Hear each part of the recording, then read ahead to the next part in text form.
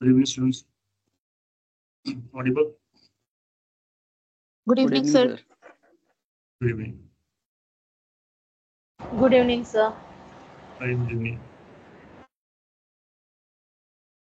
कल हमने कुछ स्ट्रिक्ट लायबिलिटीज के रिगार्डिंग डिस्कस किया था और along with that we have also discussed the exception to the strict liability. और मैंने आपको स्टार्टिंग में कहा था कि एब्सोल्यूट लायबिलिटी और स्ट्रिक्ट लायबिलिटी में एक छोटा सा अंतर है, ज़्यादा अंतर नहीं है. हम लोग जब स्ट्रिक्ट लायबिलिटी की बात करते हैं तो वहां पर जो अक्यूज होता है, जो रॉन्ग होता है, उसके पास एक्सेप्शंस होती हैं, जहां पर वो किसी एक एक्सेप्शन को प्रूव कर अपनी लायबिलिटी को वो प्रोटेक्ट कर सकता है वो. लेकिन वो जो सेम एक्सेप्शन की अगर बात करें तो एब्सोल्यूट लायबिलिटी में उसको हमने अलाउ नहीं किया. जो भी रॉन्ग डूअर है, अगर वो एब्सोल्यूट लायबिलिटी में उसको रखा गया है तो उसके पास कोई भी एक्सेप्शन अवेलेबल नहीं है, कोई भी डिफेंस अवेलेबल नहीं है. ऑन द अदर हैंड अगर वो स्ट्रिक्ट लायबिलिटी में है तो डेफिनेटली उसके पास एक्सेप्शंस है, जो हमने कल डिस्कस की थी उसके रिगार्डिंग. आज हम लोग डिस्कस करेंगे एब्सोल्यूट लायबिलिटी के रिगार्डिंग. पोल्यूटर पे जो प्रिंसिपल है उसके रिगार्डिंग. पोल्यूटर पे it's a kind of like जिसने पोल्यूट किया, ही हैज टू लाइक पे, उसकी रिस्पांसिबिलिटी फिक्स कर देती है. तो वहां पर भी कोई एक्सेप्शन हम लोग रखते नहीं है. तो दैट वो भी हम लोग डिस्कस करेंगे, वो भी एब्सोल्यूट लायबिलिटी का पार्ट है. दैन उसके बाद हम लोग वाइकेरियस लायबिलिटी के रिगार्डिंग डिस्कस करेंगे. तो एब्सोल्यूट लायबिलिटी अगर बात करें तो ये प्रिंसिपल जो था MC versus Mehta versus union of India, जिसको हम लोग नॉर्मली हम लोग यूज करते हैं ओलियम गैस लीक केस. सबसे पहले ये क्वेश्चन वहां पर अराइज हुआ. ये लैंडमार्क जजमेंट है हमारी. कुछ ब्रिटिश रूल्स हैं, कुछ रेगुलेशंस हैं जो हमने आफ्टर इंडिपेंडेंस उसको फॉलो किया, क्योंकि पूरा लॉ ऑफ टॉर्ट जो है वो कहीं ना कहीं ब्रिटिश रूल्स के ऊपर डिपेंडेड है. और जब ये एब्सोल्यूट लायबिलिटी हमारे पास नहीं थी तो उससे पहले हम लोग स्ट्रिक्ट लायबिलिटी को जो है वो डॉक्ट्रिन को हम लोग अप्लाई करते थे. Prior to this absolute liability की करेंगे बात करें, उससे पहले तो हमारे पास सिर्फ यही था, स्ट्रिक्ट लायबिलिटी का प्रिंसिपल सिद्धांत ही था. हमारे पास तो कोई एब्सोल्यूट लायबिलिटी का तो कोई उस समय तो कोई ओरिजिन हुआ ही नहीं था.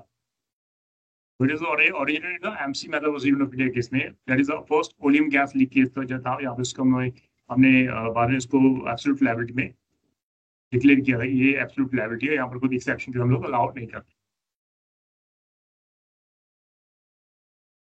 बट जब हम लोग के पास हमारे पास जो एब्सोल्यूट लायबिलिटी का जो सिद्धांत ही नहीं था, डॉक्ट्रिन नहीं था, तो हम लोग ऑब्वियसली भी स्ट्रिक्ट लायबिलिटी के डॉक्ट्रिन को हम लोग अप्लाई करेंगे. बट वहां पर एक बड़ी प्रॉब्लम थी, बड़ा इशू था कि वहां पर जो डिफेंडेंट था, जो हम लोग राउंड ओवर कहते हैं, उसके पास सो मेनी एक्सेप्शंस होते हैं और वो उन एक्सेप्शंस को प्रूव कर वो अपनी लायबिलिटी को सेव कर सकते हैं.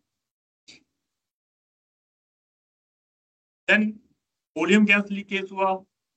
Then after the Bhopal leakage gas, many people they have lost their lives, काफियों की डेथ हो गई. There was a havoc in the city of the Bhopal after the gas leak, as many people have lost their lives, and even many people were affected with the fatal disease that lasted through the generation to generation. जैसे Nagasaki Hiroshima में जब nuclear bomb विस्फोट किया था तो generation to generation उसके ऊपर effect हुआ था. सेम वे यहाँ पर जो भोपाल लीकेज गैस हुआ था वहां पर भी एज इट थी जो इशू था कि वो जो डिसीजेस थी वो लाइक जनरेशन टू जनरेशन जो है वो कंटिन्यू रही है हमारी.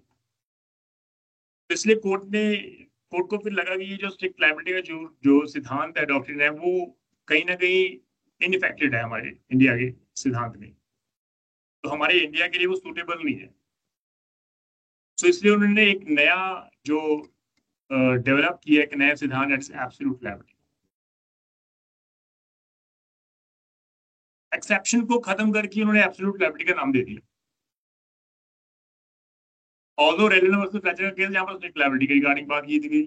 अब एमसी मेहता का केस है जहां पे उन्होंने स्ट्रिक्ट लायबिलिटी को कन्वर्ट करके उन्होंने कहा कि ये एब्सोल्यूट लायबिलिटी में आएगा, जहां पर हैजार्डस नेचर के आप काम कर रहे हो और वहां पर अगर लीक हो गई वहां पर, तो अगर वो स्केप्ड हो गई, वो डेंजरस चीज जो आपने अपनी जमीन पर रखी हुई है, अपनी एग्रीकल्चर लैंड पर रखी हुई है, if that thing escaped from that boundary, तो अगर वो हैजार्डस नेचर की है जहां पर डेथ होती है किसी पर्सन की, तो वहां पर एब्सोल्यूट लायबिलिटी क्या होगी, having no exception to that. तो इसलिए हम लोगों ने कहा कि डिफेंडेंट के पास हमें एक्सेप्शन छोड़नी नहीं है. Is not allowed to plead any kind of defense. Same like in that thing is available to the defendant or the wrongdoer in the strict liability.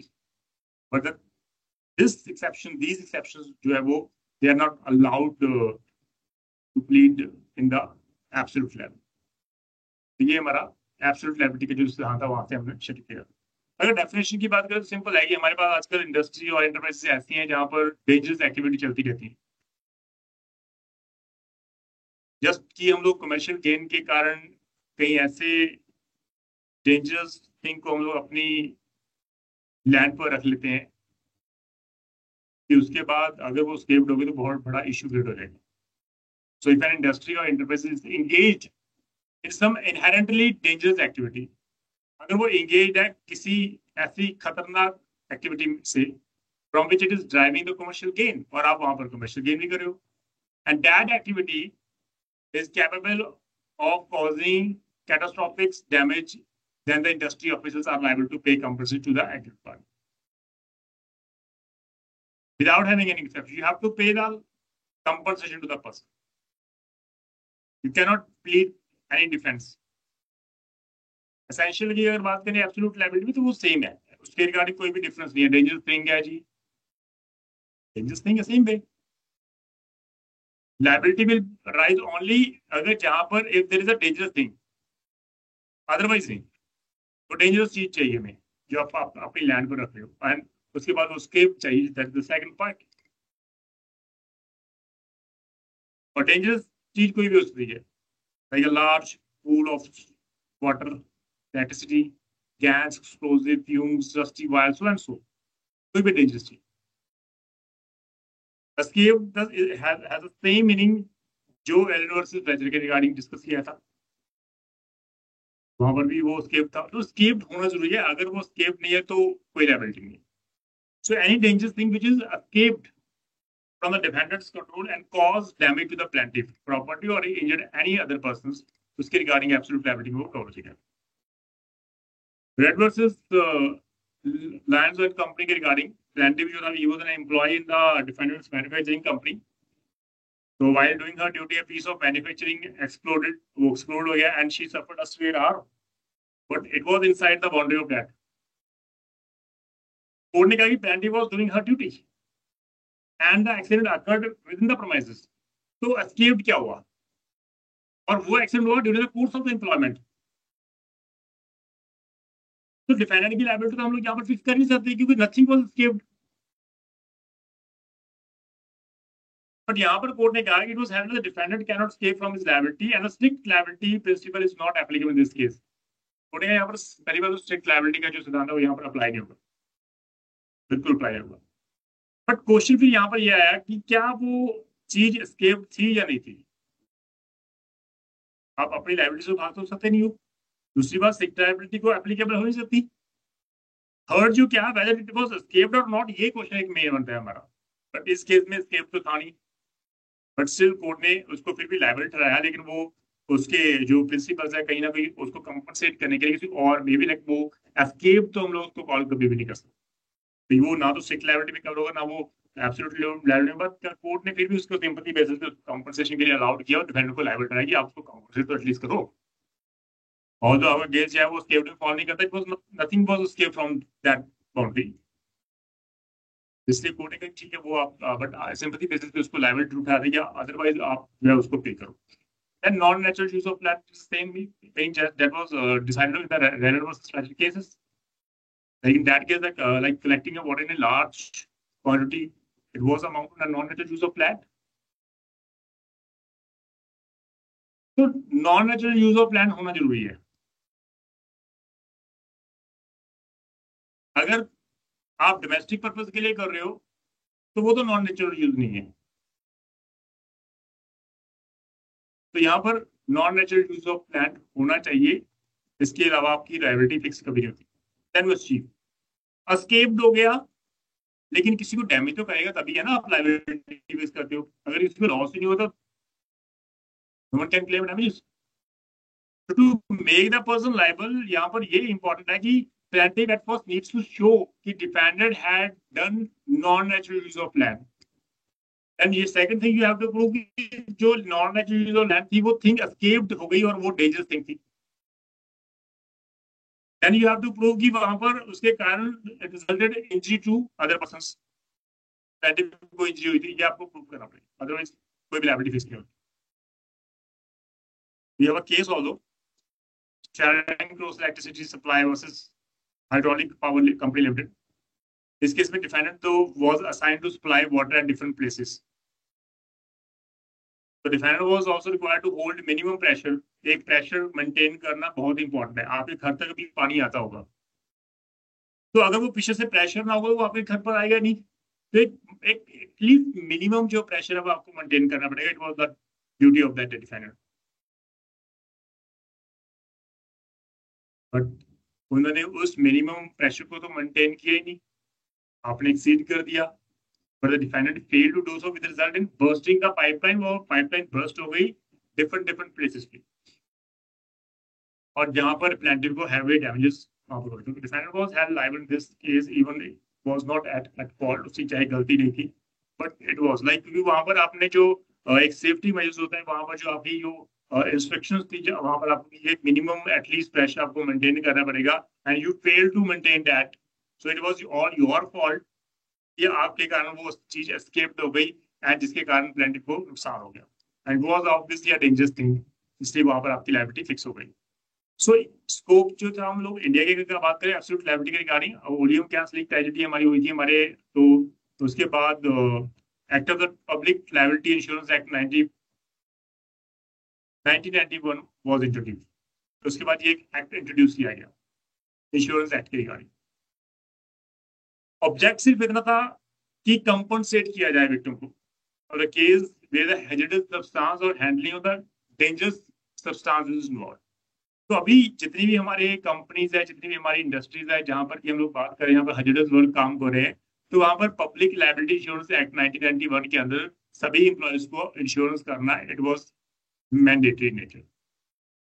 So just to save the skin of the employer also, क्योंकि compensate कर रहे हैं, तो वहां पर कई बार अगर आप इंश्योरेंस नहीं कराते तो सारा का सारा बर्डन वो ऑनर के ऊपर आता है. तो इसलिए ऑब्वियसली फिर वो जो शिफ्ट हो जाएगा पब्लिक जो इंश्योरेंस कंपनी उसके ऊपर शिफ्ट हो जाएगा. इंश्योरेंस करवाना है आपकी रिस्पॉन्सिबिलिटी है, तो जस्ट कि हम लोग उन विक्टिम्स को कंपनसेट कर सके जो हर्जेंटस वर्क को जो है वो डे टू डे डील करती है. तो मेन मोटिव इस एक्ट में सिर्फ इतना था कि create a public liability insurance fund. हमने सिर्फ एक फंड इंश्योरेंस करना था जहां पर इन केस अगर किसी को भी कोई नुकसान होता है तो हम लोग उसकी भरपाई जो है वो इस फंड से कर सकें. रूल ऑफ स्ट्रिक्ट लायबिलिटी अगर इंडिया की बात करें तो सेम वे, क्योंकि जो लाइक स्ट्रिक्ट लायबिलिटी का जो कंसेप्ट था that has been right from the British concept. But कहीं ना कहीं हम लोग बात करें तो हर चीज जो है वो एप्लीकेबल नहीं होती हमारे एज इंडिया में. ऑल दो स्ट्रिक्ट लायबिलिटी का कंसेप्ट था नो डाउट, बट हमने कुछ एक्सेप्शंस भी कवर किए. बट वो एक्सेप्शन जो थे वो कहीं ना कहीं हमारे इंडियन पर्सपेक्टिव के पॉइंट ऑफ व्यू अगर बात करें तो वो सूटेबल नहीं थी, क्योंकि after this Bhopal gas tragedy, after oil gas tragedy, तो काफी लाइक चेंजेस आए हमारे थिंकिंग लेवल पर, जिन्होंने ये मजबूर कर दिया कि जुडिशरी जो है वो एक्टिव रोल प्ले करके, उन्हें एक्टिव जो है बेसिकली रोल प्ले करके एब्सोल्यूट लायबिलिटी का कंसेप्ट जिन्होंने एट द एंड ओरिजिनेट कर दिया. Basically it is the need of the time, क्योंकि MC Mehta versus of India Bhopal gas and Bhopal gas legal tragedy, ये एक ऐसे केसेस हैं जहां पर उन्होंने जुडिशरी को एक्टिव रोल प्ले करने के लिए मजबूर कर दिया. और सुप्रीम कोर्ट ने बाद में सुप्रीम कोर्ट ने प्रॉपर रेलेंट वर्सेस जो केस था उसमें जो रूल्स एंड रेगुलेशन थे उसको चेंज कर दिया, उसको मॉडिफाई कर दिया, ताकि उसको हम लोग मेकिंग इट फिट हम लोग इंडिया के सिनेरियो के अकॉर्डिंग उसको फिट कर सकें. अदरवाइज तो स्ट्रिक्ट लायबिलिटी था, ठीक है, it was the concept of the British empire जो हमने वहां से लिया है. बट वो कंसेप्ट के बेसिस पे कोई भी धनाढ़ आदमी जो कोई भी लाइक एक रिच पर्सन जो वो कोई भी एक्सेप्शन लेकर वो फ्री रहता था. कई पर्सन की डेथ हो गई और आप डिफेंस लेके चले गए, तो इसलिए वो जो सूटेबल नहीं था हमारे इंडिया के सिनेरियो के पॉइंट ऑफ व्यू, इसलिए इन्होंने कोर्ट ने, हमारी सुप्रीम कोर्ट ने बहुत एक्टिव रोल प्ले किया। और after this like MC Mehta was of India and thereafter the that Bhopal gas leaked tragedy हुई थी, उसके बाद तो सुप्रीम कोर्ट ने उस स्ट्रिक्ट लायबिलिटी के जो रूल्स को मॉडिफाई कर दिया and they introduce this absolute liability. तो रेलन वर्सेस फ्लेचर को उन्होंने मॉडिफाई करने के बाद ये हमारे पास एक नया कंसेप्ट को लेके आए।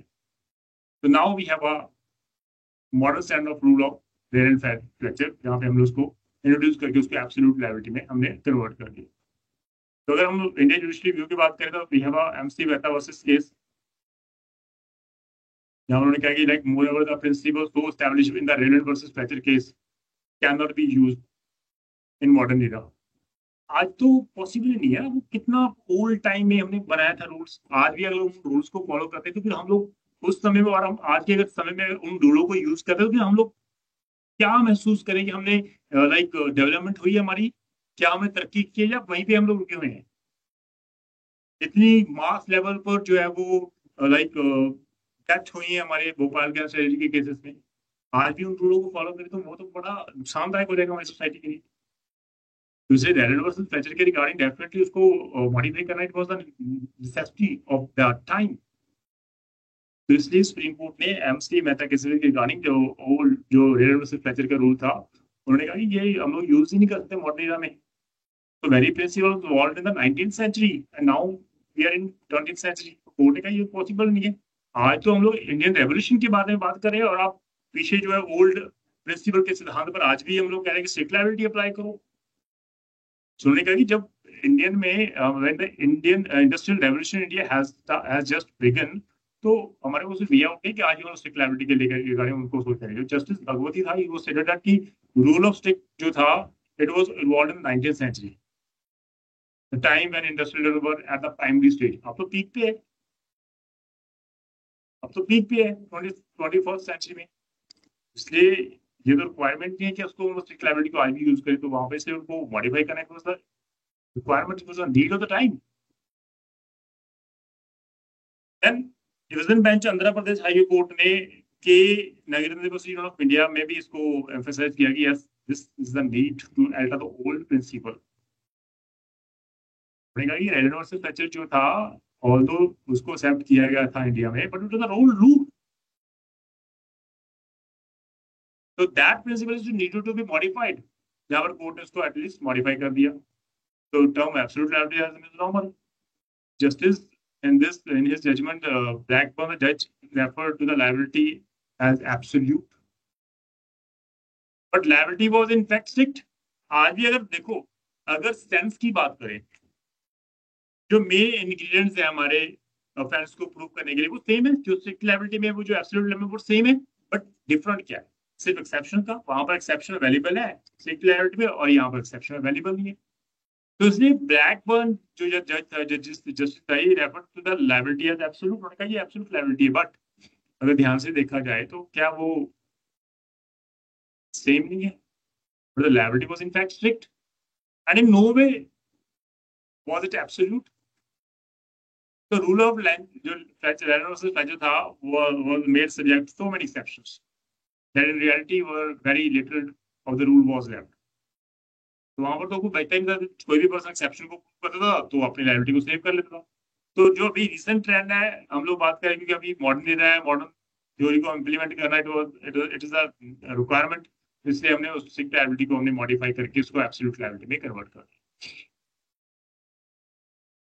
अब इशू जो था क्या, जो हम लोग ये सोच रहे हैं कि जो रेलन वर्सेस फ्लेचर का केस है जहां पर स्ट्रिक्ट लायबिलिटी को इंट्रोड्यूस किया गया था, वो क्यों इनएप्रोप्रिएट है हमारे इंडियन सोसाइटी में? Why we think that the old rule that was originated in the Reynolds versus Fletcher case is totally inappropriate in the present era? The first is the high industrialization growth. पहले तो हमारे पास industry क्या थी, खाद industry होती थी, और तो कुछ था नहीं हमारे पास, कुछ था बिल्कुल नहीं था। उसके बाद after this 19th century 20th century में ने पैर रखा, तो उसके बाद तो मतलब एक हाई लेवल पर इंडस्ट्रियल ग्रोथ हुई और आज हम लोग पीक पे बैठेंगे। सो इंडियन की जो इकोनॉमी है इज डेवलपिंग इकोनॉमी, तो सिचुएशन में स्ट्रिक्ट लायबिलिटी जो था वो फिट नहीं बैठा था हमारा। जो ओल्ड लॉ थे वो चेंज हो चुके हैं सारे, इसलिए वो हाई इंडस्ट्रियल ग्रोथ के कारण हम लोग स्ट्रिक्ट लायबिलिटी के रूल को जो है वो एज इट हम लोग इसको इनएप्रोप्रिएट मानते हैं। Second, use of land for agriculture. पहले तो था कि हमारे पास कोई और को वे आउट नहीं है, हम लोग सिर्फ और सिर्फ एग्रीकल्चर पर्पस ही हम लोग यूज करते थे लैंड। आज तो ऐसा नहीं है ना, आज तो लैंड को पता नहीं नंबर ऑफ वे से उसको यूज किया जा रहा है। कहाँ बड़ी बड़ी बिल्डिंग बन चुकी है, कहाँ बड़ी बड़ी इंडस्ट्रीज लग चुकी है, बड़े लेवल पर आप मास लेवल पर कोई चीज आप उसको वहां पर रख के बैठे हो बाउंड्री में। तो आज तो वो टाइम ही नहीं है कि आप सिर्फ और सिर्फ एग्रीकल्चर पर्पस के लिए यूज करें। It was the old era that land was used only for the purpose of agriculture। तब तो था कि बात ठीक है, वो स्ट्रिक्ट लायबिलिटी है, बट अभी बिकॉज हमने काफी ग्रोथ कर लिया और टाइम जो है वो एक ग्रेजुअली धीरे धीरे चेंजेस हो गए, आज हम लोग पीक पर आ गए हैं, तो यहाँ पर पॉसिबल नहीं कि आज भी हम लोग स्ट्रिक्ट लायबिलिटी को आज यूज कर सकें। Then very old rule not sustainable in the present world. आज तो पॉसिबल ओल्ड रूल तो चेंज होंगे। अडल्ट्री के रिगार्डिंग जो कंसेप्ट था दैट वी ऑल नो, उसके बाद खत्म हो गया। उससे पहले इंग्लैंड में था, इंग्लैंड में तो उन्होंने पहले ही खत्म कर दिया था, उनके वो तो सिविल लायबिलिटी है हमारी, क्रिमिनल लायबिलिटी नहीं है। बट इंडिया कहते नहीं जी हम तो आपके कंसेप्ट को यूज ही नहीं करते, हमारे पास तो क्रिमिनल लायबिलिटी है, हम लोग तो एफआईआर रजिस्टर करेंगे। बट धीरे धीरे सुप्रीम कोर्ट ने कहा कि नहीं, तो अनकॉन्स्टिट्यूशनल, गलत है। चेंज हुआ ना हमारा वहां पर कंसेप्ट। देन मिट्टू सिंह केस में भी कोर्ट हमने जो डिस्कस किया 303 ओल्ड इंडियन पैनल कोड के रिगार्डिंग जो सेक्शन था उसको अनकॉन्स्टिट्यूशनल डिक्लेयर कर दिया। जहाँ पर कोई पर्सन जिसको ऑलरेडी डेथ पेनल्टी हो चुकी है, लाइफ से हो चुकी है, अगर वो बाहर आ रहा है कोर्ट से पैरोल पर, बाहर आके भी कोई ऐसा ऑफेंस कमिट कर रहा है जिसकी रिगार्डिंग लाइफ इम्प्रिजनमेंट और डेथ है, तो वहां पर तो कोर्ट को बाउंड कर दिया कि यू कैनॉट चूज, आपको सिर्फ और सिर्फ डेथ पेनल्टी देनी पड़ेगी। उस केस में कोर्ट ने कहा ये तो सेक्शन जो है वो अनकॉन्स्टिट्यूशनल है। आज भी देख लो नए सेक्शन में भी आज एज इट वो सेक्शन को रखा गया है, नए सेक्शन को एज इट ही रखा गया है, बट स्टिल मिट्टू सिंह का केस आज भी काम करेगा। आप एफआईआर रजिस्टर नहीं कर सकते, ऑल्दो उसको रिपील नहीं किया गया। तो चेंजेस तो हुए हैं हमारी सोसाइटी में, आप ऐसा तो कह नहीं सकते कि चेंजेस जो है, रूल को चेंज होते हुए मतलब टाइम लगता है, टाइम जब लगेगा तो रूल चेंज होंगे। ऐसे जो वो ओल्ड रूल थे वो सुटेबल नहीं है हमारे इस नए वर्ल्ड में। तो इट वॉज क्योंकि 1 अगर बात करें 150 ईयर्स ओल्ड लॉज है, तो आज पॉसिबल नहीं। तो अभी अगर बात करें स्ट्रिक्ट लायबिलिटी और एब्सोल्यूट लायबिलिटी के रिगार्डिंग, क्योंकि एमसी मेहता के केस में एब्सोल्यूट लायबिलिटी को डिक्लेयर किया था। First the absolute liability only those enterprises will be held who are involved in hazardous and inherently dangerous activity, otherwise नहीं, सिर्फ इसी में। उसके बाद अगर वो नहीं है तो चलो ठीक है, अदर इंडस्ट्री में तो वो स्ट्रिक्ट लायबिलिटी आप यूज करो, एक्सेप्शन नहीं आने देंगे हम लोग। Secondly, escaped of dangerous thing from one's own land is not considered as essential. ये इन्होंने एक मेंशन कर दिया था कि हम लोग उसको ज्यादा एसेंशियल नहीं मानते। एब्सोल्यूट लायबिलिटी मैंने कहा कि ठीक है, वो एस्केप नहीं हुई, अगर वो विद इन द बाउंड्री भी है, अगर मास लेवल पे वहां पर इंजरी होगी तो एब्सोल्यूट लायबिलिटी। अगर सपोज आपके इंडस्ट्री में काम कर रहे हो और विद इन द बाउंड्री अगर कोई चीज लीक हो गई और वहां पर जितने भी एम्प्लॉय थे अराउंड 50 40 या 100 या 200 सभी की डेथ हो गई, तो इस सिचुएशन में उन्होंने कवर कर लिया कि dangerous thing no doubt escape होनी जरूरी है from one's on land, but इसको हम लोग एसेंशियल नहीं मानते। But this is the major difference between the absolute and strict liability. Strict liability में एस्केप होना जरूरी है, यहाँ पर तो नहीं है। Absolute liability does not take into account the exceptions, although strict liability में हम लोग एक्सेप्शन के बिना सोच ही नहीं सकते।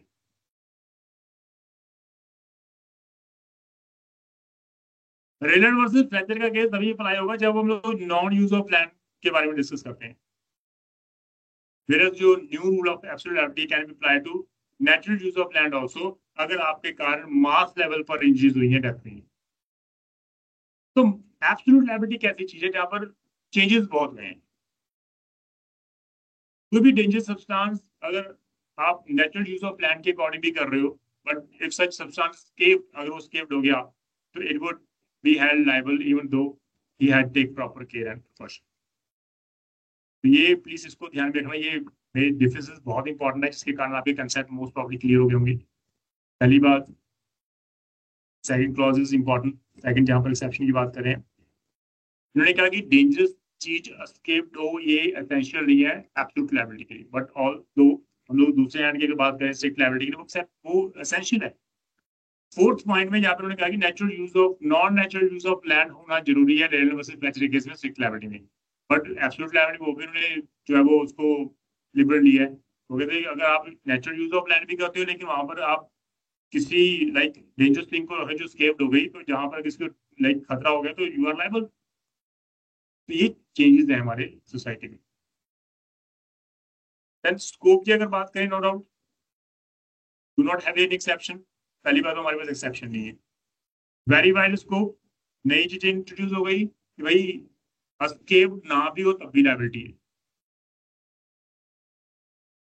और यहाँ पर सिर्फ पब्लिक नेगलिजेंस और पब्लिक फॉल्ट की बात नहीं करें, but cover even personal injuries cause due to the negligence of the neighbour, वहां पर भी ये भी कवर कर लेते हैं absolute liability.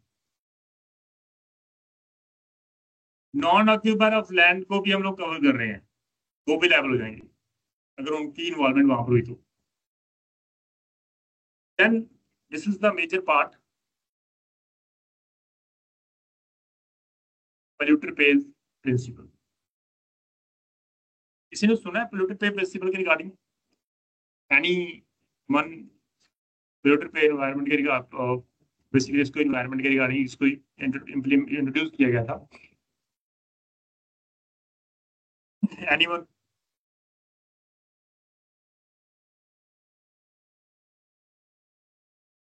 Sir polluter pay principle का सेंस ये था कि जो इस तरह के एनवायरमेंटल लॉज का वॉल्यूशन करेगा या पॉल्यूशन करेगा तो जो वॉलेट करेगा वो पे करेगा, ऐसे काइंड ऑफ। हाँ, तो उन्होंने कहा कि अगर इन्वायरमेंट का आप कहीं ना कहीं उसको डैमेज कर रहे हो तो आपको वो सही भी करना पड़ेगा। हाँ, उसको आप प्रॉपर वे में आप पे करोगे। That is a polluter pay principal. जिसने पोल्यूट किया वो रिस्पॉन्सिबल है। तो इसलिए कोई भी पोल्यूटर पे के सिद्धांत की अगर बात करें तो नॉर्मली हम लोग सिर्फ पोल्यूटर को ही लायबिलिटी होल्ड कर लेते हैं for the pollution cause to the environment. अगर आपने एनवायरमेंट को पोल्यूट किया यू आर लायबल, और सभी डैमेज के लिए आप लायबल हो जाओगे अगर आपके कारण एनवायरमेंट जो है वो पोल्यूट हुआ। So according to this principle, polluter has to not only compensate the victim of pollution. इसको ध्यान रखना, सिर्फ ये नहीं कि आप कंपनसेट करोगे विक्टिम को, आपको रिस्टोर भी करना पड़ेगा एनवायरमेंट डिग्रेडेशन के रिगार्डिंग। करो आप, लगाओ आप पौधे आराम से। 10 पौधों को, 10 ट्री के आपने डैमेज किए तो आपको 100 और 1000 लगाने पड़ेंगे। लगाओ, प्लस विक्टिम को भी आप कंपनसेट करो। ये ड्यूल इसका जो वेपन हम लोग बोल सकते हैं। फर्स्ट वेपन ये है कि आपको विक्टिम को कंपनसेट करेगा, सेकंड जो उसका वेपन का जो है होगा उसके रिगार्डिंग मांगे तो उसको एनवायरमेंट को रिस्टोर करने की रिस्पॉन्सिबिलिटी उन्होंने फिक्स कर। तो इसलिए ये पोल्यूटर पे रिगार्डिंग है। So polluter bears the cost of health hazards caused to the public as well as the cost of registration, वो खुद ही पे करेगा और कोई आपका भी पे आउट नहीं है। ठीक है। देन अगर हिस्टोरिकली बैकग्राउंड देखें तो नो डाउट पोल्यूटर पे जो प्रिंसिपल था जो फर्स्ट टाइम इंट्रोड्यूस किया गया था हमारा by the organisation of the economic cooperation and development that we called OECD in 1972. It was firstly introduced. Report के according stated that the polluter is responsible for the controlling and preventing of pollutions associated with the process of the factory. सबसे पहले factory के according start किया था, लेकिन अभी तो वो कॉमन हो चुका है, कोई भी पोल्यूट करेगा यू आर रिस्पॉन्सिबल। बट हमारे यहाँ पर हमारे इंडिया में हमारे किसान लायबल नहीं है। बैठ जाओ बस आराम से रोड पे धरने दे दो, कोई इशू नहीं है। हमारे पास सिर्फ एक विकल्प है, सरकार ने हमें ये नहीं दिया, सरकार ने हमको वो नहीं दिया, हम लोग क्या करें, हमारे पास कोई विकल्प नहीं है। वहां पर फिर पोल्यूटर पे काम नहीं आएगा। आप अपनी फसल को आग लगाते जो कोई इशू नहीं है, कुछ नहीं कर सकती गवर्नमेंट। एक बड़े मास लेवल पर आप धरने दे रहे हो कुछ नहीं कर सकती, हेल्पलेस गवर्नमेंट हो जाती है। तो ये रिस्पॉन्सिबिलिटी हमारी है कि हम लोग कब जागृत होंगे। सिर्फ धरने पे बैठना वो एक सोल्यूशन नहीं है। गवर्नमेंट हर किसी को हर चीज प्रोवाइड नहीं कर सकती, आपको अल्टरनेटिव खुद भी ढूंढना पड़ेगा। Being as a citizen you are responsible for everything. अगर देखा जाए तो जब फॉग्स होती है, अगर वहां पर स्मॉग आ गई तो सबसे बड़ा इंसिडेंट हो जाता है हमारी सोसाइटी में। फॉग प्लस स्मॉग, आग लगा दी, ऊपर से फॉग हो गई। तो फॉग प्लस स्मॉग जब मिलती है तो वहां पर जीरो विजिबिलिटी इफेक्ट होता है। You cannot even drive a secure foot, zero visibility होती है। आई डोंट नो किसी ने देखा या नहीं देखा मुझे, लेकिन यहाँ पर नॉर्मल है। हमारे पंजाब हरियाणा दिल्ली में बहुत नॉर्मल है। उस समय दिल्ली में सबसे ज्यादा धुआं होता है नॉर्मल। वो कहते हैं नहीं जी पंजाब हरियाणा ने दी है, तो पंजाब हरियाणा को रिस्पॉन्सिबल चलाते हैं। लेकिन सभी जगह पे कॉमन हो चुका है। आप जो आपकी जो वेस्टेज जो होती है, जो आप उसको आग लगाते हो, जिसके कारण धुआं भी होता है। और अगर वहां पर लाइक नॉर्मली जो पैडी होती है, तो वो नॉर्मली अगर देखा है तो उसका जो धुआं होता है वो ज्यादा खतरनाक होता है। और अगर कहीं वहां पर फॉग प्लस स्मॉग मिक्स हो जाए तो जीरो विजिबिलिटी होती है। और ऐसे इंसिडेंट आपको देखने के देखने को मिल जाएंगे जहां पर किसी की गलती नहीं भी होती, लेकिन आपकी गलती के कारण सब कुछ बर्बाद हो जाए। बट फिर भी वो प्रिंसिपल हम लोग यहाँ पर यूज नहीं कर सकते, क्योंकि हमें वोट चाहिए। क्योंकि law is the command of sovereign, यहाँ पर law is the command of किसान। बैठ गए तो बस गवर्नमेंट को पीछे डालेंगे। तो ये इश्यूज हैं हमारी सोसाइटी में। जब तक हम लोगों को ये खुद डिसाइड नहीं करते कि हम लोग भी रिस्पॉन्सिबल हैं, तब तक हम लोग कुछ नहीं कर पाएंगे। तो प्लूटर प्ले नो डाउट की was first introduced 1972 as per the record, as per the that principle. जो था रिस्पॉन्सिबिलिटी प्लूटर की है, वो रिस्पॉन्सिबल होगा, वो रिस्टोर करेगा सारे एनवायरमेंट। तो ये जो पोल्यूटेंट प्रिंसिपल था, इसको इंट्रोड्यूस किया गया था ऑल वर्ल्ड में। तो world commission of on environmental development as a form of waste उसको यूज किया गया। तो प्लूटर प्ले अगर प्रिंसिपल इंडिया की बात करें, इसकी इंप्लीमेंटेशन की, तो नो डाउट 1972 में इसको इंट्रोड्यूस किया गया था ओईसीडी में। 1972 में, हम लोग यहाँ इंडिया की बात नहीं कर रही। It was firstly introduced in organisation of economic corporation development. But in India में इसको यूज किया गया था फर्स्ट टाइम 1996। अब ये देख लो आप, 72 के बाद 1996 कितना, अराउंड 24 ईयर्स।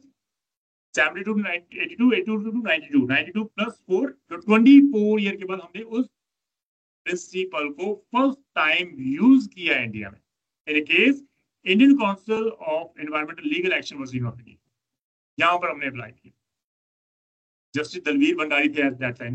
उन्होंने ये डिटरमाइन किया reversing the imbalance, reversing the imbalance caused to ecology is a part and parcel of the industrial process. आपका काम ये नहीं है कि इंडस्ट्री लगाना है, इम्बैलेंस को रिवर्स करना भी आपका काम है।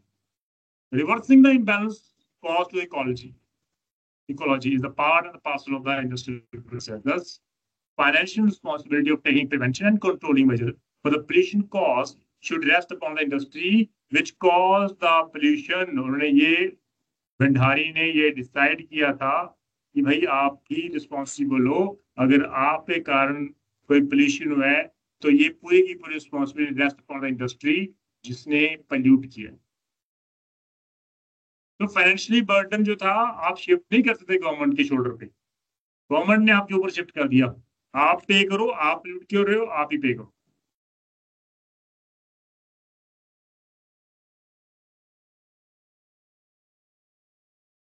जस्टिस दलवीर भंडारी था, उनकी काफी इंपॉर्टेंट ये डिसीजन था। उन्होंने कहा कि it is easier for man, बहुत इजी है, कर लो पोल्यूट, किसी का क्या जाता है, इजी इजियर है। So it is easier for men with power and authority to disobey and non-comply with the judicial pronouncement. उन्होंने कहा, उनको पता था जिसके पास पावर है वो उसको डिसोबे करेगा। उन्होंने ये भी मेंशन कर दिया कि हमारी कोई बात नहीं सुनेगा, हम तो सिर्फ डिसाइड करने वाले हैं, उनको इम्प्लीमेंट करना तो फाइनली एग्जीक्यूशन के पास था, एडमिनिस्ट्रेटिव के पास है। और वो कौन है? गवर्नमेंट है। तो जिसके पास पावर है वो क्या कर लेगी? कुछ भी नहीं कर पाएगी। इसलिए उनको पता था। देन अगर बात करें तो research foundation for science technology national resources policy versus union of India and others, and एक और केस हुआ था Vellore citizen welfare forum versus union of India. ये दो केस थे इंपॉर्टेंट। In दोनों cases में judges ने respectfully ended up with a conclusion that principle such as precautionary principle, the polluter pay principle from an intrinsic part of the law of environmental opinion, ये बहुत important है हमारे लिए। हम तो इसको यूज करेंगे एनवायरमेंट के बेसिस पे। जिसने पोल्यूट किया यू हैव टू रिस्टोर।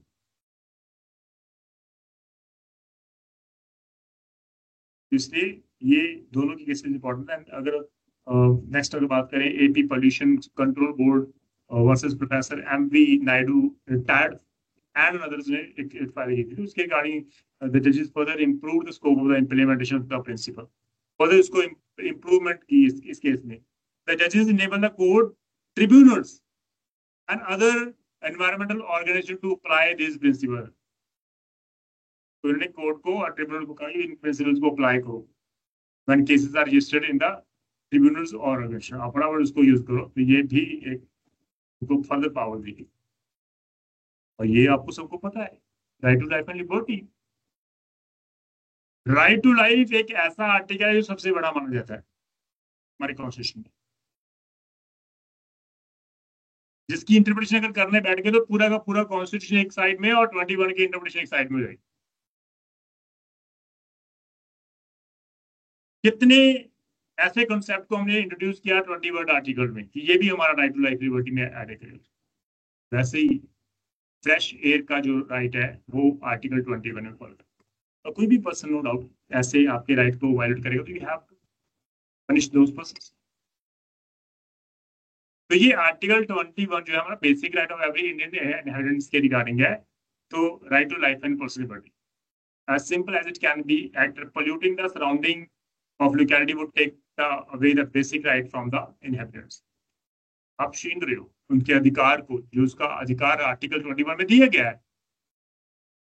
तो ये सारा का सारा रोल हमारे इंडस्ट्रियलिस्ट का है।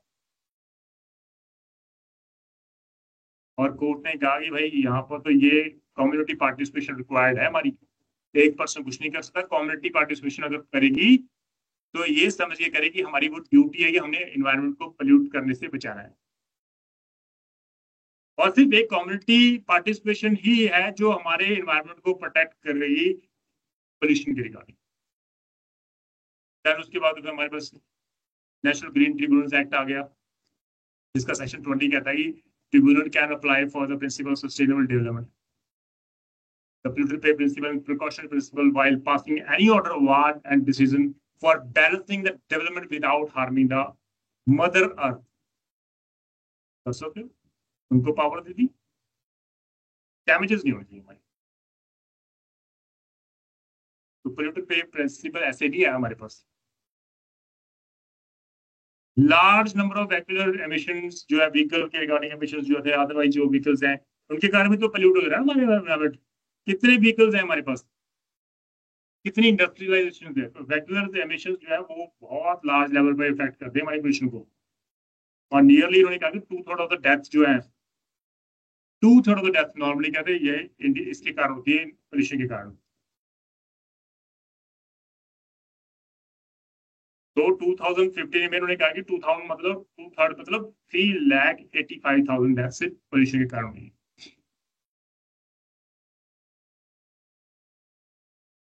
आप डिस्चार्ज कर रहे हो वाटर में, एफ्लुएंट्स बॉडीज, वाटर पोल्यूट हो रहा है, अर्थ पोल्यूट हो गई आपकी, पूरा इंटायर नेशन इफेक्टेड है आपकी पोल्यूशन के कारण।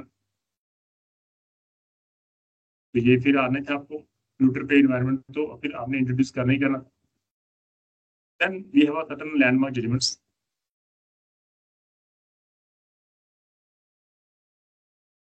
Indian council for environment legal and union of India. इस केस में कोर्ट ने कहा कि भाई एक industry complex primarily involve in manufacturing chemicals was located in the village Bichhri. Bichhri village में एक इंडस्ट्री को सेटअप किया गया जो केमिकल मैन्युफैक्चरिंग करेगी। बट जो उसका एमिशन था ऑफ दैट सल्फेटिक एसिड जो था, एल्यूमिनियम सल्फेट था, जिसको वेस्टेज था from one of the industry, Hindustan agro chemical limited, caused discomfort in the discomfort in the lives of villagers. Smell आती थी, अदर कुछ भी ऐसा, तो जो वेस्टेज था उसके कारण काफी इश्यूज थे। मैनी ऑफ द केमिकल पेट्रोकोलेटेड जो था वो सॉइल के अंदर चला गया, ग्राउंड वाटर खराब हो गए, एक्विफायर्स अंडर वाटर कुछ खत्म हो गया, जिसको हम लोग नीचे से अगर हम लोग पानी लेंगे तो वो स्वच्छ होगा, लेकिन वो स्वच्छ नहीं है। स्टैंडिंग क्रॉप्स आपकी डिस्ट्रॉय हो गई इसके कारण। कोर्ट ने कहा ये पोल्यूटर पे एनवायरनमेंट को अप्लाई करो, आप पे बैक करो हम सबको, एनवायरनमेंट को भी पे बैक करो। And Vellore citizen welfare farmers union of India, untreated effluents of tanneries, गंदा पानी रिगार्डिंग कोई निकास नहीं है हमारी सोसाइटी में, हम उसको डिस्चार्ज कर रहे हैं रिवर में। आजकल देखा जाए तो रिवर्स के पानी अगर देखा जाए तो सारा पोल्यूटेड है। ये तो हमारे देखने की बात है ना। हम तो नॉर्मली है कि 19 अराउंड जब हम लोग छोटे थे तो हम नॉर्मली देखते थे कि हम जो रिवर्स होती हैं, जो हमारी नदियाँ होती हैं, उससे पानी बड़ा स्वच्छ होता था, बहुत साफ पानी था। और इवन हम लोग जब उसको क्रॉस करते थे, पैदल क्रॉस करते थे, तो नॉर्मली कोई पानी ज्यादा नहीं होता था, ऐसे कई बड़ी बड़ी नदियां होती थी, वहां पर फिशेस को हम लोग नॉर्मली देख लेते थे कि आराम से जा रही है, और हमें नीचे इतना साफ देते थे कि हम लोग नीचे देख लेते कि वहां पर शिप्स पड़ी है, कुछ और पड़ी है। आज तो इतना गंदा है आप देख नहीं सकते, उसके रिगार्डिंग कुछ भी नहीं देख पाते, इतना इफेक्ट आ गया। और टाइम कितना होगा, सिर्फ 32 ईयर्स के रिगार्डिंग इतना चेंजेस आ गया हमारा कि आज पानी इतना पोल्यूट हो गया। इंडस्ट्रियलाइजेशन की ग्रोथ तो इतनी हो गई, लेकिन पानी पोल्यूट कर दिया, सब कुछ पोल्यूट हो गया। तो यहाँ पर 200 tons of leather were produce each day इस केस में, एवरी 1 किलो यूटिलाइज 40 लीटर। अब ये देख लो फिर आप कितना हो गया। पूरे प्रोसेस को कंप्लीट करने में एक लेदर को सही उसको मैन्युफैक्चरिंग करने के कारण इतना पानी यूज होता है। 1 किलो लेदर को सही बनाने के लिए आप 40 लीटर ऑफ वाटर यूज करें, और यहाँ पर कितना था per day 200 ton leather produce किया जाएगा। किलो कितना हो गया। Even every liter of water contain 176 different forms of toxic acid, और वहां पर 1 लीटर पानी में 176 different toxic acid add up हो रहे थे। और वो क्या कहाँ जाता था, नीचे रिवर में और ज्वाइनिंग लैंड्स में। पोल्यूट होगा सब कुछ, एग्रीकल्चर प्रोसेस खत्म हो गया, कल्टीवेशन वहां पर इफेक्टेड हो गई। तो कोर्ट ने कहा कि ये प्रिंसिपल जो है वो अप्लाई करेंगे, और इसलिए उसको पे आउट करने के लिए हमने मजबूर कर दिया। देन ताज टैपिज्म केसेस के लिए, ये तो आपको पता होगा ना, ताजमहल का केसेस वी ऑल नो ना, पता है किसी को?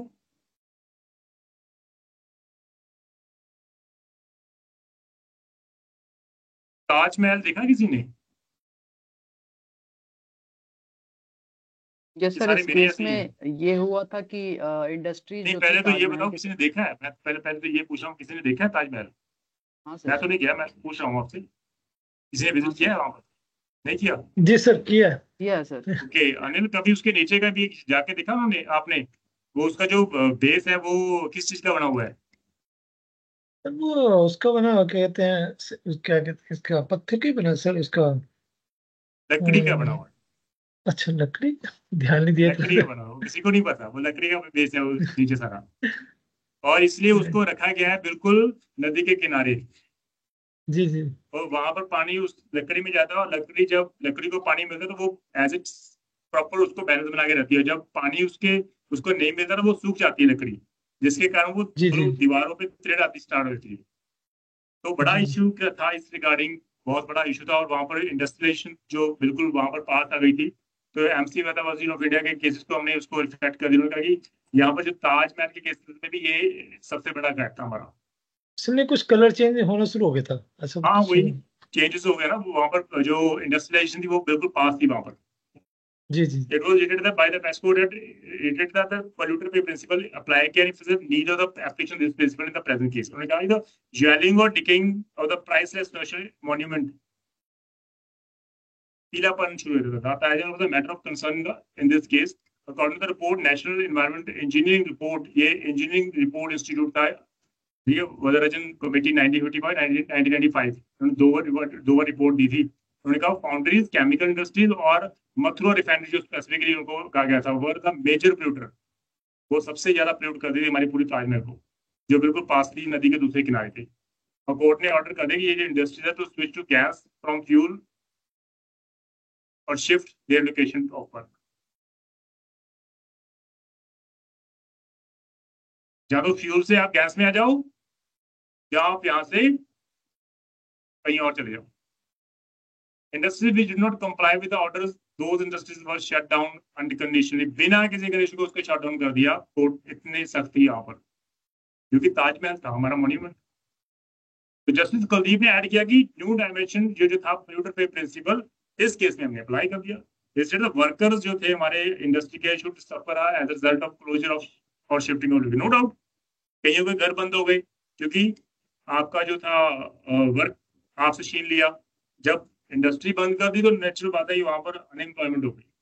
बट कोर्ट ने कहा चलने दो, चाहे चलता चले, बट हम लोग ये अलाउ नहीं कर सकते कि यहाँ पर इंडस्ट्री स्टार्ट हुई दोबारा से. वर्कर और to be given compensatory benefit. Court ने कहा आपको कंपनसेटरी बेनिफिट भी दे देंगे in the form of residential accommodation. आपको प्रॉपर रेजिडेंशियल अकोमोडेशन देंगे. क्वांटिटी ऑफ द जॉब के रिगार्डिंग हम लोग कोई स्कीम निकालेंगे. इंडस्ट्री को रीस्टार्ट करेंगे बट उस एरिया में नहीं कर सकते. तो ये बहुत बड़ा इशू था. लेकिन एक बात किसी को नहीं पता कि ताजमहल का जो अंदर का जो बेस है वो लकड़ी का बना हुआ. और ऐसे सिचुएशन कभी आए थे यहाँ पर पानी कम होता तो वहां पर बड़ा इफेक्ट होता है उसके रिगार्डिंग से. वहां पर उसको पानी चाहिए ही चाहिए ताजमहल को.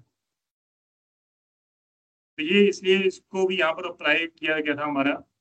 नो डाउट काफी कंट्रोवर्सी केस था, लेकिन कोर्ट ने एट द एंड कहा कि भाई ये तो पोल्यूटर एनवायरनमेंट के रिगार्डिंग हम उसको प्रिंसिपल को अप्लाई करेंगे. तो ये कुछ लॉस थे हमारे इसके रिगार्डिंग, जिसको हम लोग एब्सोल्यूट लायबिलिटी के रिगार्डिंग हमने उसके बाद पोल्यूटर पे एनवायरनमेंट के. यहाँ पर क्वेश्चन बहुत सॉल्व करते हैं पोल्यूटर पे एनवायरनमेंट के रिगार्डिंग, प्रिंसिपल के रिगार्डिंग, एब्सोल्यूट लायबिलिटी के रिगार्डिंग. ये बहुत क्वेश्चन सॉल्व करते हैं. ये काफी इंपॉर्टेंट टॉपिक है हमारे. ठीक है जी, is it clear to all?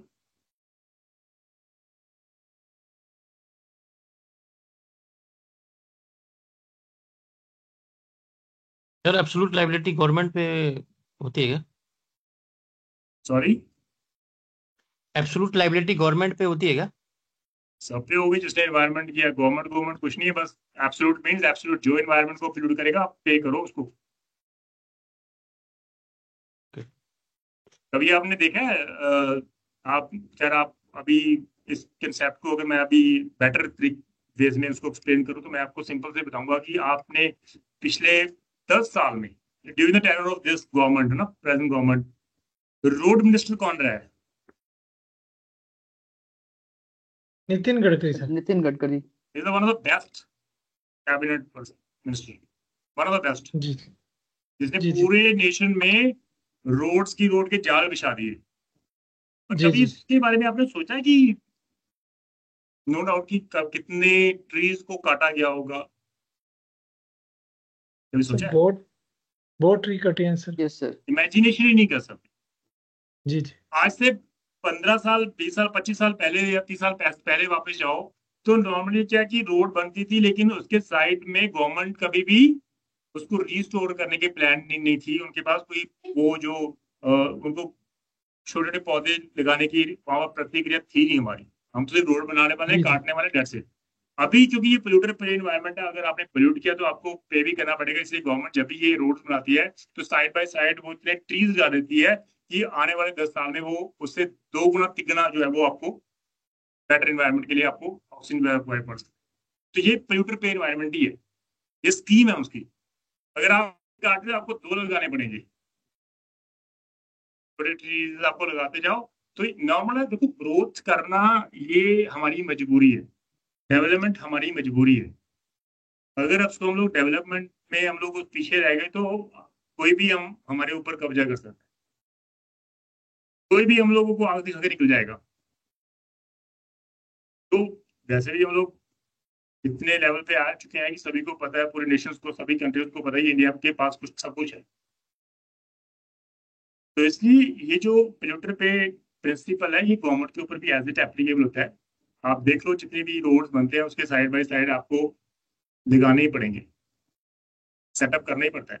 और जो वो प्राइवेट एजेंसीज हैं जो रोड बनाती हैं, नो डाउट सारे प्राइवेट होते हैं, इसलिए वो टोल प्लाजा लगाते रहते हैं। गवर्नमेंट को तो कुछ करना नहीं है, गवर्नमेंट को तो बैठे बैठे अर्निंग आ रही है। गवर्नमेंट ने कुछ किया? कुछ नहीं किया।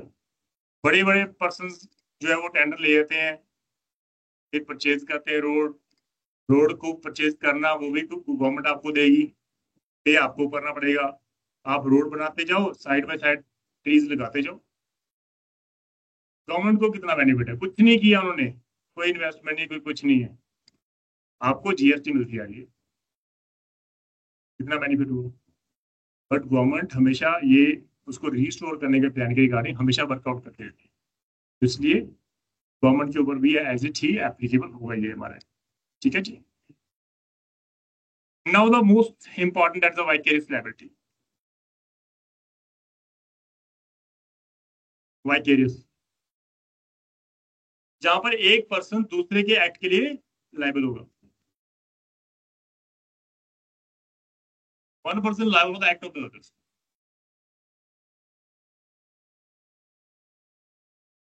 तो दोनों लायबिलिटी में थी, जिसने एक्ट किया वो भी लायबल है, जिसके बिहाव पर किया वो भी लायबल है। So in a case of vicarious liability, both the person at whose behest that is done, जिसके बिहार पर आपने वो एक्ट किया है, as well as the person who does that act, दोनों लायबल है। एम्प्लॉई और एम्प्लॉयर, vicarious liability दोनों लायबल, अगर वो act during the course of employment किया जा रहा है। तो common examples are the liability of principal for tort of his agent, liability of partners of each other, master और सर्वेंट के रिगार्डिंग, ठीक है, liability of the state and administrative के रिगार्डिंग। अगर देखा जाए vacancy how there must be a relationship, सबसे पहले रिलेशनशिप होना चाहिए ऑफ सर्टेन काइंड्स, दोनों में, चाहे वो मास्टर सर्वेंट है, चाहे वो पार्टनर्स है, चाहे वो प्रिंसिपल ऑफ और ऑफिस एजेंट है, प्रिंसिपल एजेंट की रिगार्डिंग, चाहे वो स्टेट लायबिलिटी या उसके एम्प्लॉयज की regarding, there must be a relationship. और जो रॉन्गफुल एक्ट होगा मस्ट उसी रिलेशनशिप के अंदर होगा वो रॉन्गफुल एक्ट, और that it must be within the course of the employment, तभी वो लायबिलिटी भी, अदरवाइज नहीं।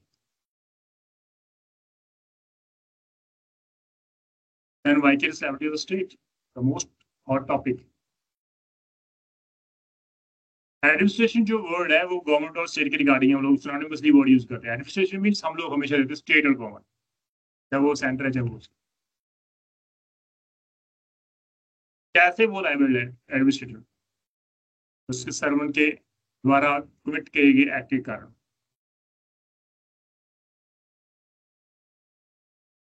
ऑल्दो ये जो प्रिंसिपल है, the liability of the government in tort is governed by the principle of the public law inherited from the British common law and the provision of the constitution, उसी के basis पे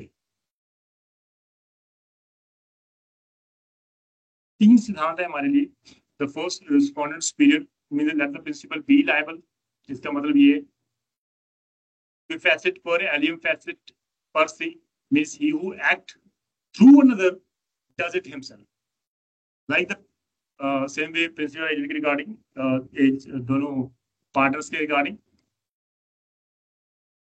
तो he who acts through another does it himself, वो हम लोग मान के खुद ने किया। अगर आपका सर्वेंट काम करे आपने खुद ने किया, अगर आपका एम्प्लॉय काम करे आपने खुद ने किया, अगर एक एजेंट काम करे इट मींस आपने किया। सो सोशलाइजेशन ऑफ कंपनसेशन जो है वो हमारा है। तो ये प्रिंसिपल के बेसिस पे हम लोग काम करते हैं। Now the vicarious liability of state in India as per the constitution concern, हमारे पास आर्टिकल 300 है जो नॉर्मली प्रोवाइड करता है स्टेट लायबिलिटी के रिगार्डिंग। क्लॉज 1 जो था उन्होंने मेंशन किया, provided for the government of India may sue और बी सूड आप सूट फाइल भी कर सकते हैं गवर्नमेंट के ऊपर, गवर्नमेंट आपके ऊपर भी सूट फाइल कर सकती है, but in the name of union of India. अगर वो गवर्नमेंट स्टेट किया है तो particularly state of Punjab, state of Haryana, state of AP, state of Rajasthan, so and so.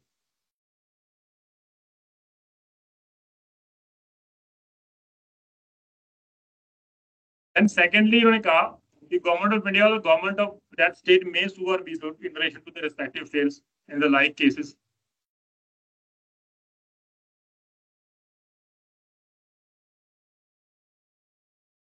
Government of India or the government of the state may sue or be sued in relation to their respective affairs in the like cases as the dominion of the India, and the corresponding provinces or the corresponding Indian states might have sued or be sued. If the constitution has not been enacted, अगर suppose हमारे पास ये provision ना होती तो फिर तो बड़ा issue था, कौन किसको सूट फाइल करता, किसके नाम पर करता, तो बड़ा इशू था। कॉन्स्टिट्यूशन में आर्टिकल 13 में ऐड कर दी कि भाई अगर आपको सूट फाइल करना तो अगर वो सेंटर है तो यूनियन ऑफ इंडिया, अगर वो स्टेट है तो state of so and so.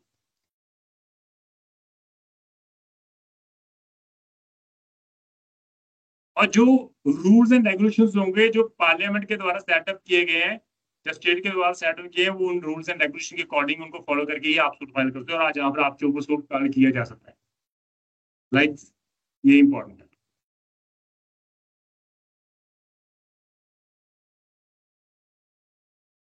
अगर हमें इस पूरे वैकेंस लायबिलिटी के रिगार्डिंग स्टेट लायबिलिटी को समझना है तो हम लोग पहले ईस्ट इंडिया कंपनी के रिगार्डिंग लायबिलिटी को समझेंगे, कि वहीं से तो आया ये principal. One has to uncover the extent of the liability of East India Company in order to understand the liability parameter of the administrator today, because the liability of the administrator today is in the direct succession of the East India Company. आज जो हम लोग इसको बोल रहे हैं ना state liability, ये ईस्ट इंडिया कंपनी के द्वारा ये यहाँ पर जो रूल्स एंड रेगुलेशन है वो आज भी हम लोग उसको फॉलो करते हैं। जब ईस्ट इंडिया कंपनी जो हमारे लॉन्च हुई थी हमारे इंडिया में, तो वो प्योरली कमर्शियल कॉर्पोरेशन थी हमारी, प्योरली कमर्शियल कॉर्पोरेशन, कोई और पर्पस ही नहीं था। और धीरे धीरे धीरे gradually they acquired the sovereignty in India. In the beginning company did not enjoy the immunity of the crown, but धीरे धीरे धीरे पॉलिटिकल पावर्स सब कुछ उन्होंने अपने कंट्रोल में कर दिया, और उन्हें एक ऐड कर दिया सॉवरेन नॉन सॉवरेन फंक्शंस। तो सॉवरेन नॉन सॉवरेन फंक्शन के रिगार्डिंग हमेशा इशू हमेशा रहा है। जो स्टेट के फंक्शंस होते हैं वो सॉवरेन होते हैं, अदरवाइज बाकी नॉन सॉवरेन होते हैं। तो स्टेट की liability under the common law पीछे आते हैं, वहां पर लिखा है king can do no wrong, गलत कर ही नहीं सकता, किंग कभी गलत नहीं कर सकता। ब्रिटिश में तो अगर इंग्लैंड में बात करें तो वहां पर तो किंग सिस्टम आज भी चलता है। उन्होंने कहा king can do no wrong, therefore king was not liable for the wrong of his servant. अगर सर्वेंट ने रॉन्ग कर भी लिया तब भी किंग लायबल नहीं है। But in England, the position of the old common law maxim has been changed by the Crown Proceedings 1947. जब Crown Proceedings 1947 हुआ, उसके बाद कुछ changes आ गए। Earlier, the king could not be sued in tort either for wrong actually authorized by it or committed by its servant. पहले तो वो liable था ही नहीं in the course of their employment। अगर गलती कर दी किसी सर्वेंट ने तो किंग लाइबल था ही नहीं, क्योंकि king was not liable for the wrong committed by his servant even though during the discharge of his duty. पर जैसे जैसे स्टेट के फंक्शन बढ़ते गए वैसे वैसे स्टेट की लायबिलिटी फिक्स कर दी। तो क्राउन प्रोसीडिंग एक्ट जब बना, जब पास हुआ, and now the crown is liable for the tort committed by his servant just like a private individual. अभी इसकी लायबिलिटी फिक्स हो गई क्योंकि फंक्शंस इंक्रीज हो गए। पहले तो राज करना था फंक्शन, अब स्टेट को चलाना फंक्शन है, बिजनेस करना फंक्शन है हमारा, इंडस्ट्रियलाइजेशन में इन्वेस्टमेंट करना हमारा फंक्शन है। तो जितने भी डिपार्टमेंट उसमें इन्वेस्टमेंट पार्ट ऑफ जब स्टेट का शुरू हो गया, कंट्रोल शुरू हो गया, तो इसलिए वहां पर फंक्शन ज्यादा इंक्रीज होने के बाद उन्होंने इस क्राउन प्रोसीडिंग एक्ट के बाद उन्होंने क्राउन की लायबिलिटी को फिक्स करना शुरू कर दिया कि अगर उसके सर्वेंट के द्वारा कोई गलती होती है, like a private citizen you are liable, you can not say that I am crown, I am a king, and king cannot do any wrong. Similarly, America में फेडरल टॉर्ट क्लेम एक्ट 1946 था, वहां पर उन्होंने कहा कि भाई सबसे decide था question of liability of state की आप लायबल हो। इन इंडियन एंशिएंट टाइम में अगर बात करें, Hindu jurisprudence, it was undisputed principle that no one is exempted from the operation of law. ये तो undisputed है ना, कोई भी लॉ में exempt नहीं हुआ, इसने लॉ कमिट कर दिया, nobody is exempted. So liable to equal punishment extended even to the king also. A relative of the king, judge or ordinary सभी के liability. The rule of law was considered supreme and binding on every. Whole law तो हमारा यही कहता है, respect करो. Rule of law was considered supreme, always be supreme. Even if you own the king, the law is always be supreme and binding on every citizen, every person. So इसलिए important function of the king were concerned with the protection of the people, punishment of the crime, maintenance of dharma or social order, but still all are liable. Then medieval में personal liability of the officer for their wrong was more vogue with evidence showing equality between the ruler and the ruled subject. Only when the king considered it proper to undertake the burden of public officer, it was then the state treasury used to pay compensation. ये important है। मैंने कहा जब एक state जिम्मेदारी लेती है, undertake the burden of the public officer, ये मेरा ऑफिसर है, अगर गलती हुई that I will take care of those. Liability fix हो गई। और अगर आपके पब्लिक ऑफिसर के द्वारा किसी कोई गलत काम हो गया, रॉन्गफुल एक्ट हो गया, तो आप स्टेट ट्रेजरी से आप उसको कंपनसेट करोगे। But it is only when the king considered it proper to undertake the burden of those public officer, otherwise not. तो dharma was considered administrative law binding the king as well as the subject. ये धर्मा क्या है? ये आपको पता है इसके रिगार्डिंग? धर्मा एंड कर्मा, ये दो हमारे इफेक्ट है, धर्मा एंड कर्मा। जिन्होंने पढ़े होंगे वेद वगैरह उनको पता होता है ना धर्म और कर्म के। आपको पता है किसी को कंसेप्ट के रिगार्डिंग धर्म और कर्म?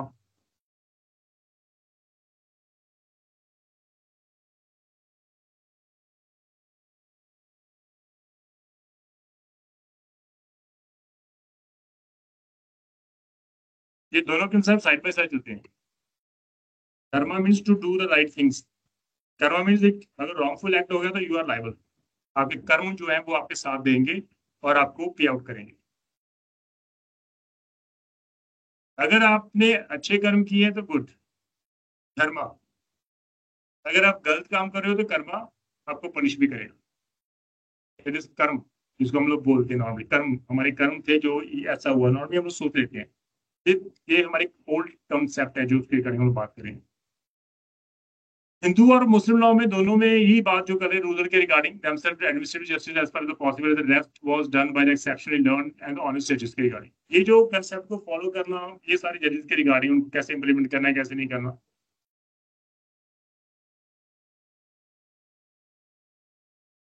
हमारा शुरू से ही इंडियन लॉ में जो है वो पूरा का पूरा इंग्लिश केसेस लॉ के बेस्ड है हमारा। पब्लिक सर्वेंट की जो लायबिलिटी यहाँ पर फिक्स होती है, तो वहां पर नॉर्मली हम लोग पहले स्टेट की लायबिलिटी फिक्स नहीं करते थे, पर ग्रेजुअली धीरे धीरे जो है वो हम लोग वाइकेरियस लायबिलिटी के कंसेप्ट को हम लोग आगे लेके आए, क्योंकि article 300 of the constitution vicarious liability के रिगार्डिंग ही बात करें। Presently vicarious liability of the state is defined in article the constitution which originated from the 176 of the Government of India 1935 Act। वहां से ये जो लिया हमने सेक्शन आर्टिकल 300 वहां से लिया है।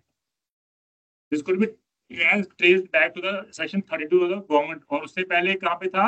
सेक्शन 32 था 1950 एक्ट, उसके बाद 176 1935, then 300 article of the constitution. ये genesis of which can be found in the section, even section 65 1850 act, वहां पर था ये कंसेप्ट। तो चेन ऑफ इनेक्टमेंट्स है हमारी, beginning with from 1858, then it was followed in 1915, again it was followed in 1935, और उसके बाद हमारे कॉन्स्टिट्यूशन को में उसको फॉलो के लिए रखा गया।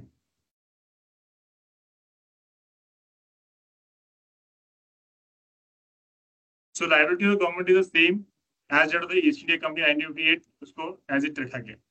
सॉवरेन फंक्शन, एंड ये इंपॉर्टेंट है आपके रिगार्डिंग सॉवरेन फंक्शन के रिगार्डिंग, इसके ऊपर ही ज्यादातर क्वेश्चंस फॉलो करते हैं। सॉवरेन फंक्शन है क्या? Are those action of the state for which it is not answerable in any court of law,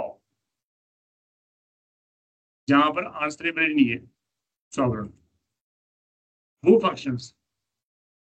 तो sovereign functions are those function of the state for which it is not answerable. मेरा काम था, मेरे भी काम कर रही है जो मेरे एम्प्लॉय, वो मेरा काम कर रहे हैं, मैं आंसरेबल नहीं।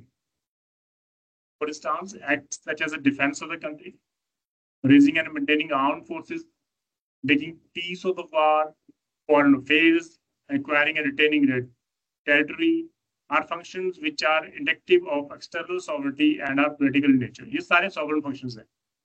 Sovereign कहता तो आप काम करते हो। Therefore, they are not amenable to the jurisdiction of ordinary civil code. इसलिए इनके against आप civil court में सूट ही नहीं फाइल कर सकते। They are not answerable. तो हम लोग ये कहते हैं कि स्टेट को हमने इम्यूनिटी दे रखी है, they are basically immune from being sued, as the judicial court is such in such matter is impliedly barred by the. तो सॉवरेन और नॉन सॉवरेन के रिगार्डिंग मेन हमारा इशू है। सॉवरेन फंक्शन था, नॉन सॉवरेन फंक्शन था, simple. And Nagendra Rao was the state of AP, मैंने कहा all the earlier Indian decisions on the subject were referred the court immunity the following principle in its judgment. उन्होंने कहा modern sense में sovereign और non sovereign powers जो थे वो दो फैक्टर हैं हमारे, does not exist. It all depends on the nature of the power and the manner of its exercise. कौन सी पावर यूज कर रहे हो, किस मैनर से यूज कर रहे हो। Legislative supremacy under the constitution rises out of the constitution is free to legislate on topics and subject carved out of it. अगर सॉवरेन के द्वारा कोई एक्शन लेने के लिए ड्यूटी बाउंड कर दिया आपको, तो उस सिचुएशन में अगर किसी को नुकसान होता है तो स्टेट लायबल नहीं है, वो सॉवरेन फंक्शंस है। अगर नई ट्रेन पटरी आपको बनानी है, पहले वहां पर ट्रेन नहीं चलती, अब आपको पहले पटरी बनानी पड़ेगी, फिर आपको ट्रेन चलानी पड़ेगी, और उसके लिए आपको चाहिए जगह, आपको चाहिए लैंड। उसके रिगार्डिंग आपको लैंड को करना पड़ेगा एक्वायर। लैंड एक्वायर कर लिया, प्रॉपर सब कुछ हो गया, रेल की पटरी बिछ चुकी है, ट्रेन चल चुकी है, लेकिन ट्रेन के कारण किसी को नुकसान हो जाता है, वो सॉवरेन फंक्शंस है हमारे। आप वहां पर स्टेट की लायबिलिटी को फिक्स नहीं कर सकते। एग्जीक्यूटिव फ्री है, उनको कैसे इम्प्लीमेंट करना है, एडमिनिस्ट्रेटिव करना है, वो सब कुछ उनके रिगार्डिंग हर डिफरेंट चीज उनके रिगार्डिंग दी हुई है हमें। बट एज यूजुअली हम लोग फाइनली ये कहते हैं कि सॉवरेन और सॉवरेन फंक्शन के रिगार्डिंग, जहां पर सॉवरेन फंक्शन स्टेट के द्वारा चलाया गया काम है, अगर वो काम करते हुए किसी को नुकसान होता है तो definitely can not be liability, government की liability face to sovereign function के regarding. In case of non sovereign function हम लोग लायबिलिटी फिक्स करते हैं। ये दो मेन चीजें हैं। पहले हम लोग पुराने लॉ के रिगार्डिंग देखे जाए तो pre constitutional judicial decision related का वाइकेरियस लिबर्टी ऑफ स्टेट। सबसे पहले peninsular and oriental steam navigation company and versus secretary, यहाँ से शुरुआत हुई। The consideration of the pre-constitution of the government liability in tort begins with the judgment of the Supreme Court of Kolkata in case of, सबसे पहले यहाँ पर start हुआ हमारा ये केस। PO means, इसका शॉर्ट फॉर्म है PO means Peninsular and Oriental Steam Navigation Company and Regard. This principle of this case holds that if any act was done in the exercise of sovereign function, तो East India Company just state would not be liable. यहाँ पर उन्होंने कहा, देखो basically जब मैं आपको ये कह रहा हूँ सॉवरेन नॉन सॉवरेन फंक्शन के रिगार्डिंग, तो ये बात तो क्लियर है ना कि अगर वो सॉवरेन है तो लायबिलिटी नहीं है। बट ये कंसेप्ट आज के टाइम पर तो देखा जाए तो वो उसको हम लोग टॉलरेट नहीं कर सकते कि गवर्नमेंट अपनी लायबिलिटी के रिगार्डिंग वो डिफेंस लेती रही, हमारा सॉवरेन फंक्शन है, हमारा सॉवरेन फंक्शन है, तो ये तो पॉसिबल नहीं है ना। तो इसलिए ये ऑल्दो इसलिए हम लोग प्री कॉन्स्टिट्यूशनल लॉ के रिगार्डिंग बात करें वहां पर जो केसेस थी, तो इस केस में तो फिर वो बिल्कुल क्लियर है कि जो ईस्ट इंडिया कंपनी जो स्टेट थे would not be liable for the sovereign function, वो लायबिलिटी नहीं है। It drew quite clear distinction between sovereign and non-sovereign function of state. कि हम लोग सिर्फ sovereign function के हैं उसके लिए liable नहीं है, non-sovereign के लिए state liable है. इस केस में क्या था? Fact of the case, case go, a servant of the plaintiff company was proceeding on a highway in a Kolkata driving a carriage which is drawn by a pair of horses belonging to the plaintiff. He met with an accident caused by the negligence of servant of the government. For the loss caused by the accident, the plaintiff claimed damages against the Secretary of the State for India. He was driving a carriage. जहाँ पर the pair of horses उसको चलाते थे और वहां पर no doubt accident हुआ जिसके कारण लॉस हो गया. तो द लॉस उन्होंने स्टेट के ऊपर सूट फाइल कर दिया, सेक्रेटरी और the state for India. Supreme court ने ऑब्जर्व किया कि king can do no wrong. इस कंसेप्ट को इम्प्लीमेंट किया. ये जो कंसेप्ट था ईस्ट इंडिया कंपनी में एप्लीकेबल था, तो company would have been liable in such cases and the secretary of the state was therefore also liable. इस सिचुएशन में सुप्रीम कोर्ट ने ऑब्जर्व किया कि doctrine the king can done wrong, sorry मैं king can do no wrong, यहाँ पे word use किया king can done wrong, वो गलत काम कर सकते हैं और कंपनी को यहाँ पर लायबल ठहराया गया. Liable this was out of section 65 government of India 1985. इससे उन्हें वो दिया which equal to the liability of the secretary of state of India with that of the East India Company. This is sovereign non-sovereign function was held at the if a tort were committed by a public servant in discharge of their sovereign functions, no action would lie against the government. If a tort was committed while carrying on hostilities or seizing enemy property or as a prize. क्योंकि यहाँ पर जो driver था, company was proceeding on a highway. A servant of the plaintiff's company was proceeding on a highway in Calcutta, driving a carriage which was drawn by a pair of horses belonging to the plaintiff. He met with an accident caused by the negligence of the servant of the government. Government के कारण plaintiff को नुकसान हुआ और यहाँ पे issue create हुआ है क्या वो सॉवरेन फंक्शन प्ले कर रहे थे या नहीं कर रहे थे. इस केस में कंपनी को लायबल ठहराया गया था. उन्होंने कहा king all can done wrong, वो भी गलत काम कर सकते हैं, ऐसी बात नहीं, वो लायबल नहीं होती, वो भी लायबिलिटी उनकी फिक्स की जाएगी. तो 65 सेक्शन गवर्नमेंट ऑफ इंडिया 58 के कंसेप्ट को उन्होंने उठाया और उनको कहा कि बिल्कुल जो सेक्रेटरी वो लायबल है, स्टेट लायबल है बिल्कुल, बट उन केसेस के लिए जहाँ पर वो नॉन सॉवरेन फंक्शन प्ले करते हैं. इन केस ऑफ सॉवरेन फंक्शन वो लायबल नहीं है. ड्राइव करना उन्होंने कहा कि ये नॉन सॉवरेन फंक्शन है, ये उसको हम लोग उसको अलाउ नहीं करते कि वो सॉवरेन फंक्शन है. आपका अगर ड्राइवर लेके जा रहा है तो वो नॉन सॉवरेन फंक्शन है, वो उसके लिए अगर वहां पर कोई एक्सीडेंट बैठ करता है तो वो लायबिलिटी जो है वो आपकी स्टेट की बनती. तो doctrine of immunity for act done in the exercise of sovereign function was again applied by Kolkata high court in Nobin Chandra. इस केस में भी अप्लाई किया गया. Plaintiff in this case contended that the government had made a contract with him. कि government ने हमसे contract किया for the issue of the license for the sale of ganja. अब we all know कि ganja is like something that is there has been totally contraband substance. आप उसको NDPS act में cover कर रहे हो, लेकिन जहाँ पर आपको लाइसेंस दिए तो वहां पर एक बात करूँ तो प्लेंटिफ कह रहा है ये government has made a contract with me for the issue of licence for the sale of ganja and had committed a breach of contract. उसके बाद ब्रीच ऑफ कॉन्ट्रैक्ट हो गया गवर्नमेंट के द्वारा, गवर्नमेंट ने बैक स्टेप कर लिया. कोलकाता हाई कोर्ट कहती है कि upon the evidence no breach of contract was proved. Plaintiff prove नहीं कर पाएगी there was a breach of contract between him and the government. Secondly even if there was a contract, अगर वहां पर contract होता भी तो act had done in excess of sovereign power and thus not actionable. लेकिन ये तो contract करना ये तो सॉवरेन फंक्शंस हैं और उन सॉवरेन फंक्शन के बीच के रिगार्डिंग कंपनी जो है वो गवर्नमेंट को आप लायबल ठहरा नहीं सकते. तो इसलिए उन्होंने कहा कि ये सॉवरेन फंक्शन में फॉल करता है, सॉवरेन फंक्शन के रिगार्डिंग जो है वो स्टेट लायबल नहीं है. Then we have a secretary of state versus Hari Panchi. इस केस में मद्रास हाई कोर्ट ने ऐड किया कि स्टेट इम्यूनिटी जो है वो confined to acts of the state, सिर्फ स्टेट के रिगार्डिंग. इन द पीओ के जो पहले हमने केस किया था did not go beyond the act of state while giving restriction the situation like where immunity was available. उन्होंने कहा पहली बात उन्होंने कहा कि अगर आप लाइक किसी को ड्राइविंग के लिए आप कह रहे हो, लाइक नॉर्मली इश्यूज क्या होता है कि हमारे कैंटोनमेंट एरिया होते हैं, हमारे नॉर्मली एरिया में लाइक आर्मी का एक एरिया होता है जिसको हम लोग कंटोनमेंट एरिया बोलते हैं।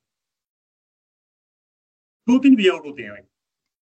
सबसे पहले जब पूरी पूरी कार्रवाई चलती है, आप वी ऑल की कार्रवाई होती है, मतलब गवर्नमेंट की पूरी, जब एक पलटन जब जाती है दूसरे वो ट्रांसफर होती है तो पूरी कार्रवाई साथ में चलती है, तो वो तो गवर्नमेंट सॉवरेन फंक्शन है, क्योंकि वो एक ट्रांसफर होना तो वो it is a sovereign function, वहां पर कोई इंसिडेंट होता है तो गवर्नमेंट लायबल नहीं है। एक है कि आपके रिलेटिव्स आ रहे हैं, ऑफिसर के रिलेटिव्स आ रहे हैं, उनको ले जाने के लिए जो आर्मी ऑफिसर के जो है वो गाड़ियां लगी हुई हैं, आप रेलवे स्टेशन पे जा रहे हो, उनके उनको रिसीव करके वापस लेके आ रहे हो, that is non sovereign functions, उसके लिए स्टेट जो है वो लायबल है। तो ये था बेसिकली इस पर्पस का main, sovereign function non sovereign function की गाड़ी। सो it was defined that acts of the state are done in the exercise of sovereign function where the act complaint of is professionally done under the sanction of the constitutional and this is the power of the government of India. The mere fact that it is done, mere fact that it is done by the sovereign power and is not an act which would be possibly be done by the private individual does not owe the jurisdiction of the civil court. उन्होंने कहा कि सिर्फ इस case में थोड़ा सा change है, उन्होंने कहा कि सिर्फ देखो main fact it was done by the sovereign power, उन्होंने कहा सिर्फ ये सिर्फ फैक्ट कि हाँ भी वो सॉवरेन पावर के अंदर किया गया एक्ट है और is not an act which could possibly done by the private individual, और एक प्राइवेट इंडिविजुअल उसको नहीं कर सकता। इट डजंट मीन कि गवर्नमेंट सिविल कोर्ट की आप पावर उनसे छीन लो। फाइनली कोर्ट जो है वो उसके ऊपर डिसाइड करेगी कि क्या वो सॉवरेन फंक्शन है क्या नॉन सॉवरेन फंक्शन है। अगर एट द एंड कोर्ट को लगा कि वो नॉन सॉवरेन फंक्शन है तो कोर्ट उसके ऊपर कंपनसेट करने के लिए ऑर्डर भी देते हैं और स्टेट गवर्नमेंट के अगेंस्ट डिसीजन भी होता है। बट मद्रास हाई कोर्ट ने in Hari Bhanji holds that the government may not be liable for the acts connected with the public safety, even though they are not acts of the state. चाहे वो public safety के regarding है तो उसके regarding liability हमारी बिल्कुल zero है। उन्होंने कहा बिल्कुल जीरो है, पब्लिक सेफ्टी के लिए क्रेडिट एक्ट है तो हम लोग लायबल नहीं है, हमने पब्लिक की सेफ्टी के लिए एक्ट करना है, उसके रिगार्डिंग अगर किसी को नुकसान होता है we are not liable. Then Secretary of State versus Cock Act. While repairing a military road repair हो रही है, was held to be a sovereign function, and the government was held not liable in this case for the negligence of its servant in the stacking of cable on a road, resulting in the carriage accident जिसमें किसी की death भी होती है।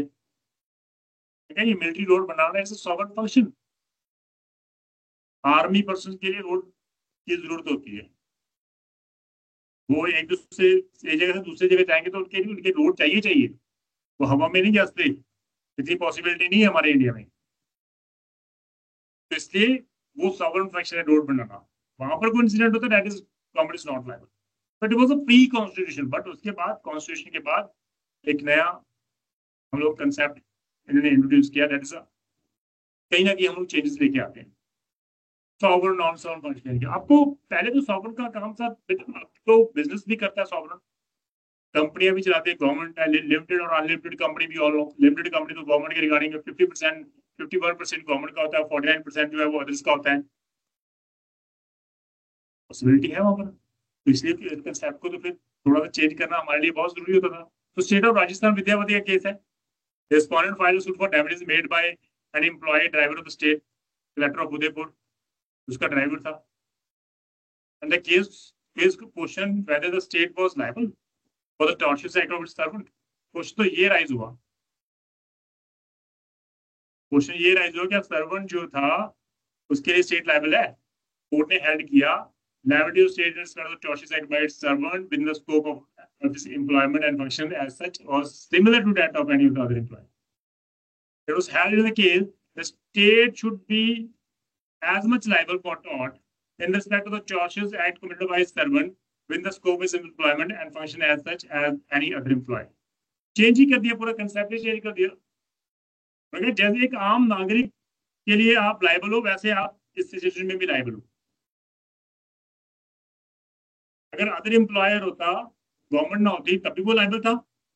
अब government employer employ के कारण employer फिर लायबल हो गई होगी। तो state of Rajasthan versus Vidyawati case में कंसेप्ट को ही चेंज कर दिया, वाइकेरियस लायबिलिटी फेस कर दी कि अगर सर्वेंट करेगा तो स्टेट की वाइकेरियस लायबिलिटी फेस कर, concept has been change only. Sovereign non sovereign का तो फिर बात ही खत्म हो गई हमारी आज, इसलिए डेफिनेशन ही खत्म हो गई फिर। तो ऐसे कई है, लाइक वी हैव अ कस्तूरीलाल, ये सबसे इंपॉर्टेंट है भी, आपको आपने सभी ने पढ़ा होगा कस्तूरीलाल की रिगार्डिंग, और फेमस केस है हमारा। plaintiff, in this case the plaintiff had been arrested by the police officer, police officer के द्वारा प्लेंटिफ को अरेस्ट कर लिया जाता है। उस पर लार्ज क्वांटिटी ऑफ गोल्ड होता है जिसको सीज कर लिया जाता है गवर्नमेंट के द्वारा और पुलिस ऑफिसर के द्वारा under the CrPC. Ultimately he was release, जब उसको रिलीज कर दिया गया तो ही सेड कि gold was to be return. अब जो उसको कहा कि भाई मेरा गोल्ड रिटर्न करो, हेड कांस्टेबल कहता है जनाब माल खाने में तो चोरी हो गई। मालखाना क्या होता है, डू यू नो मालखाना? मालखाना क्या होता है sir? Godown, kind of godown, जहाँ पर पुलिस में जो भी लाइक पुलिस जो भी सीज करती है तो गोडाउन में रहती आती है, उसके ऊपर चेक लगाती है कि ये केस की प्रॉपर्टी, ये केस की प्रॉपर्टी। जब कोर्ट में वो केस चलेगा तो उस प्रॉपर्टी को वहां पर लेके जाके पेश करोगे। बट यहाँ पर क्या हुआ, मिस्टर हेड कांस्टेबल रिच बन गए रातों रात, उन्होंने खुद ही चोरी कर लिया। And he said कि gold was not returned. And head constable in charge of Malkhana, whether said gold has been stored, has absconded with the gold. वो खुद ही भाग गया। हेड कांस्टेबल 2000 से कुछ नहीं होगा मेरा, उस समय तो ज्यादा पेंशन लाइक आपकी सैलरी होती नहीं थी, अराउंड 200 सैलरी थी उस समय जब कुछ केस हुआ। 200 आई मीन 200 भी नहीं होगी मुझे इतना पता, अराउंड 40 50 60 रुपीज इतनी होगा पर मंथ की गाड़ी। तो उस समय हेड कांस्टेबल इतना गोल्ड है मेरे पास, वो खुद ही लेके भाग गया। क्वेश्चन राइज हो कि भाई हेड कांस्टेबल के कारण क्या स्टेट लायबल है? स्टेट कहती भाई हमारा तो ये काम ही नहीं है, हम तो लायबल नहीं है। तो plaintiff thereupon brought a suit against the UP, state government of UP, suit file कर दिया for the return of the gold, भी रिटर्न करो। Order for damage for the loss caused. It was found by the court below that the concerned police officer had failed to take the requisite care of gold seized from the plaintiff as provided by the UP police and the, वो खुद की उसी गलती है कि वो proper care नहीं कर पाया।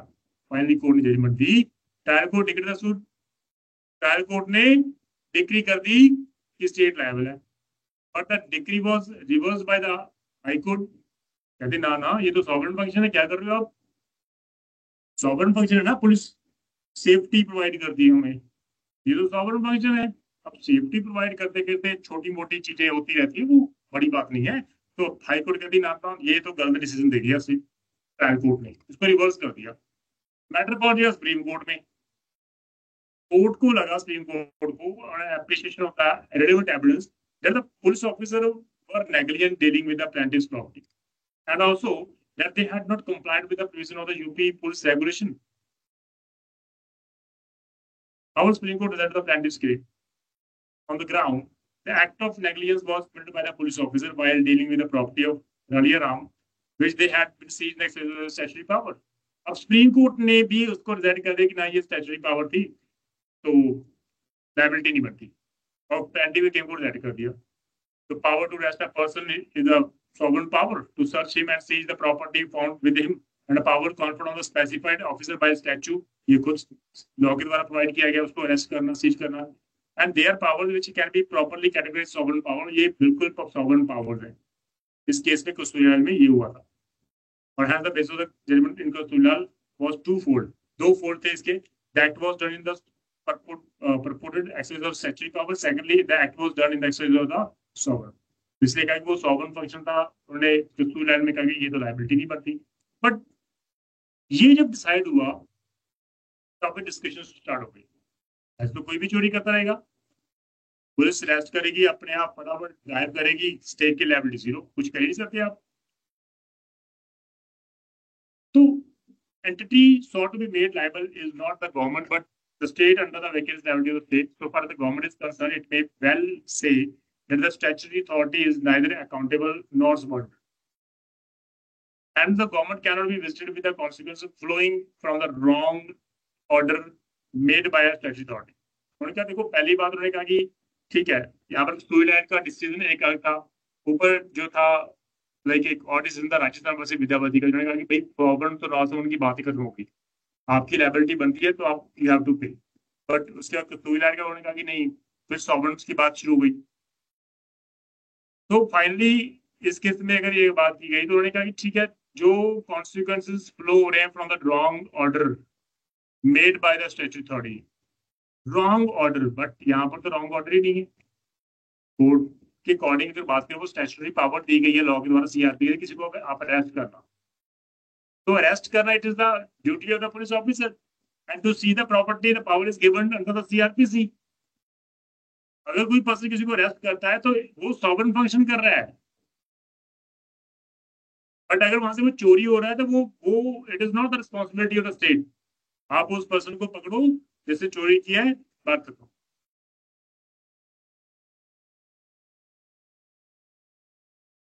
इसलिए स्टेट की लायबिलिटी आज भी वही 2/3 जुड़ी हुई थी। आज भी सॉवरेन नॉन फंक्शन के रिगार्डिंग जो लड़ाई वो चलती आ रही है। State liability for the act of omission or statutory authorities arises only in cases where the statutory authorities act outside his legal authority while purporting to act। उन्होंने कहा कि पहली बात तो स्टेट की लायबिलिटी बनती है वहां पर जहां पर आप एक्ट कर रहे हो beyond the power given by the, यहाँ पर पावर दी गई थी आपको अरेस्ट की, सीज करने की पावर आपको दी गई थी। अब आपने अरेस्ट किया लीगली, प्रॉपर्टी सीज की लीगली, वहां पर तो स्टेट ने आपको पावर दी थी, आप कर ली, तो स्टेट तो उसके लिए बिल्कुल आइडिया। उसके बाद क्या हुआ, कौन लेके भाग गया, कस्तूरीलाल भाग गया, उसे कोई फर्क नहीं पड़ता। स्टेट तो लाइबिलिटी जो है वो बिल्कुल उसकी नहीं करती। इंडिपेंडेंटली आपको उस पहले को आप सूट फाइल कर दो, इंडिपेंडेंटली आप उससे जो भी क्लेम करना है आप उसको क्लेम करो।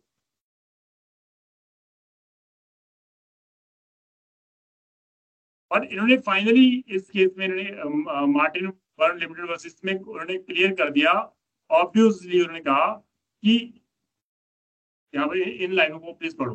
इन्होंने कहा है कि obvious reason that an act done under a statute, under statute हो गया, and in accordance with the statute, जब स्टैट्यूट लाइक सीआरपी से स्टैट्यूट लॉ है, act done under law, arrest and seize, the power is given to the police of under section old section 41, arrest कर लो, seize कर लो, can never amount to a tort, वो tort नहीं है as done by the supreme. तो resulting flowing a statute provision is never an evil। वो ठीक है, चाहे उसे कोई भी नुकसान हो जाए, लेकिन वो लॉ कहता है वो बिल्कुल भी नहीं है। सॉवरेन फंक्शन और सबों को आज भी उसके रिगार्डिंग डील किया है। तो ये था it's all about the vicarious liability. तो आज भी अगर आपको गवर्नमेंट के रिगार्डिंग करना है तो आप आज ही प्रूव कर लो कि वो उसके नॉर्मल सॉवरेन फंक्शंस थे, तो उसके लिए स्टेट लायबिलिटी फिक्स होती है, अदरवाइज कोई लायबिलिटी नहीं। तो this is all about the vicarious liability.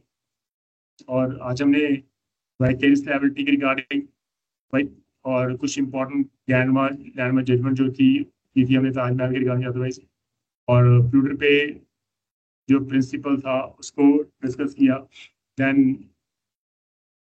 Absolute liability और स्ट्रिक्ट लायबिलिटी एक ऐसा कंसेप्ट है जिसमें दोनों के कंसेप्ट को बिल्कुल पिक्चर क्लियर रहती है। सेकंड एंड फोर्थ एटलीस्ट दोनों डिफरेंस जहाँ पर थी, काफी चेंजेस हुए हैं इसमें कंसेप्ट।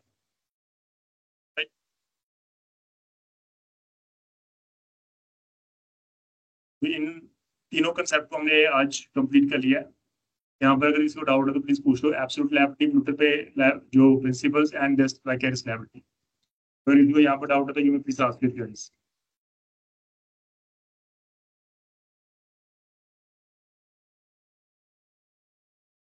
सर अगर कोई डिफेंस की गाड़ी अगर ऑफिशियल ड्यूटी बाहर जा रही हो और सिविलियन कोई एक्सीडेंट हो गया उससे,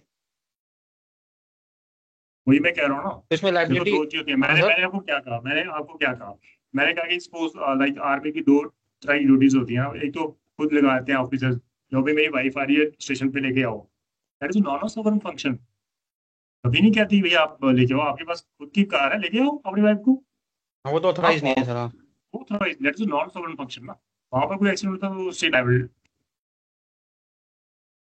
उसमें अगर कोई ऑफिशियल ड्यूटी के लिए जा रहा हो तो फिर ऑफिशियल ड्यूटी कैसे, वो देखना पड़ेगा ना। अब वो कन्वे, जो जैसे कन्वे ड्राइवर जाता है है वो सर। कहता है मेरा ऑफिशियल, देखो वो ड्राइवर वो कहता है मेरी ऑफिशियल ड्यूटी है, बट लॉ कहता है भाई वहां पर आप उनके रिलेटिव्स को लेके आना छोड़ना, ये ड्यूटी ऑफिशियल ड्यूटी नहीं है। नहीं अदर देन रिलेटिव सर, आप other than official duty prove relative कर दो तो बात खत्म। वहां पर सॉवरेन एक्ट आ गया, फिर वहां पर ड्राइवर लाइबल नहीं होगा। राइट, वहां पर लायबिलिटी बिल्कुल जीरो है। गवर्नमेंट भी नहीं होगा सर, तो इसको कंपनसेशन कहाँ से मिलेगा सर? इसमें वैसे ना एक अगर देखा जाए तो आई डोंट नो आपको पता है या नहीं पता, जब क्योंकि नॉर्मली कंटोनमेंट एरिया जब होता है ना तो वहाँ पर रोड्स जो होती हैं as per army rules and regulation के अकॉर्डिंग बनाई जाती हैं। उनका पूरा प्लान जो है वो गवर्नमेंट जो पहले, अब तो नहीं खैर, पहले जो था सिस्टम वो ऐसा ही था। उनके उनके प्लान होते हैं, साइड प्लान होते हैं कि आपकी रोड इतनी वाइड है, आपके रोड के लाइक सब कुछ होता है कि वहां पर गोल सर्कल कौन कौन से सब कब आएंगे नहीं आए, तो एसोसिएशन होती है, आपको प्रॉपर साइड प्लान होता है कि ये आपकी रोड है, ये आर्मी रोड्स है।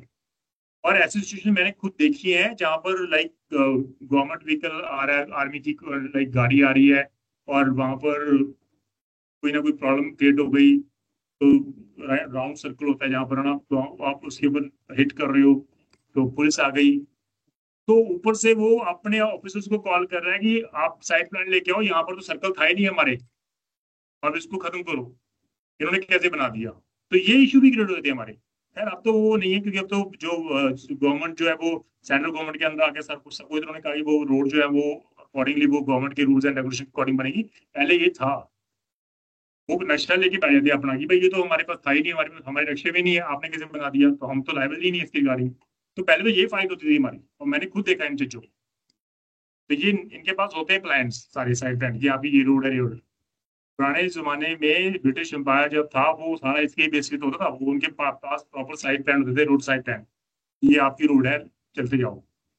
नो डाउट उन रोड को आप भी यूज कर रहे हो, लेकिन है तो वो आर्मी पर्पज के लिए बनाई गई रोड है, तो उसको आर्मी पर्पज यूज करेगी। कन्वीनियंट के लिए आप यूज करें वो अलग बात है, लेकिन अगर कोई प्रॉब्लम आ गई तो फिर वो कहते हैं वो हमारी रोड है।